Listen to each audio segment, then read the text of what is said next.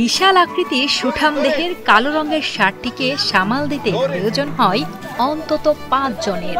খোলা মাঠ পেলেই এলোমেলো ছুটাছুটি আর দুরন্তপনায় ব্যস্ত থাকে শাহরাস্তি কিং নামের এই ষাঁড়টি।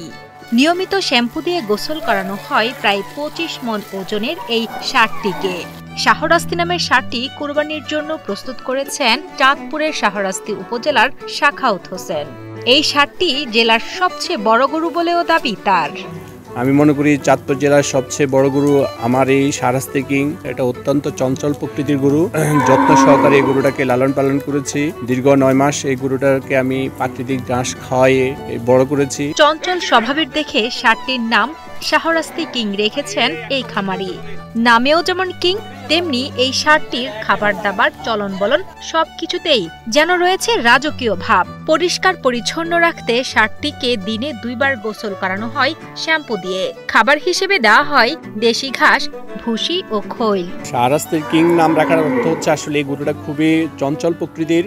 এটাকে আসলে কমপক্ষে ৭-৮ জন মানুষ লাগে এটাকে বের করতে। এই জন্য আমরা এই গরুটার নাম রেখেছি শাহরাস্তি কিং। চাঁদপুরের শাহরাস্তি উপজেলার খামারি সাখাওয়াত হোসেন চলতি বছর তার নিজস্ব খামারে কোরবানির জন্য লালন পালন করেছেন অন্তত ১৪টি গরু, যার মধ্যে সবচেয়ে বড় শাহরাস্তি কিং।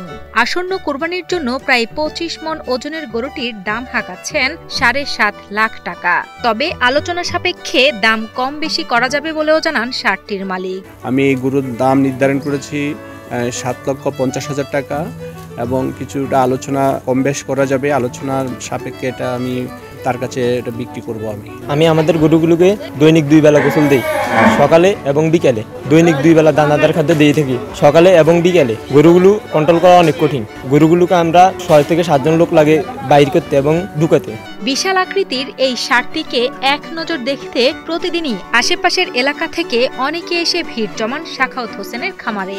দেখতে এসে কেউ কেউ ছবি তুলছেন, পাশাপাশি অনেকেই আবার বলছেন এত বড় ষাঁড় এর আগে দেখেননি তারা। আমার দেখা মতো আমাদের সারাসি উপজেলার ভিতরে এই ধরনের বড় গরু আর আমি দেখি না। আমি কয়েকটা ফার্মে গরু কেনার জন্য হাঁটতেছি আর দীর্ঘ অনেকদিন যাবত আর দেখছি এই 2টা গরুর মতো গরু আর কোথাও আমি দেখি না। মাশাআল্লাহ খুবই উন্নত মানের। চলতি বছর কুরবানির জন্য জেলায় ৭৬,০০০ গবাদি পশুর চাহিদা থাকলেও প্রস্তুত আছে ৬২,০০০। তবে মৌসুমী ব্যবসায়ীদের আগমনে এই চাহিদা পূরণ হবে বলেও জানান। ঈদুল আজহা উপলক্ষে প্রতিটা জেলায় আমরা একটা প্রস্তুতি থাকে। আমাদের যে কোরবানি যোগ্য গরুর সংখ্যা, যারা মানে পার্মানেন্ট গরুর খামারি, অল অ্যারাউন্ড দি সিজন তারা গরু পালে এবং কোরবানির জন্য প্রস্তুতি নেয়, তাদের গবাদি পশু যোগ করে আমরা ৬২,০৯৮টি কোরবানিযোগ্য গবাদি পশু পাওয়া গেছে।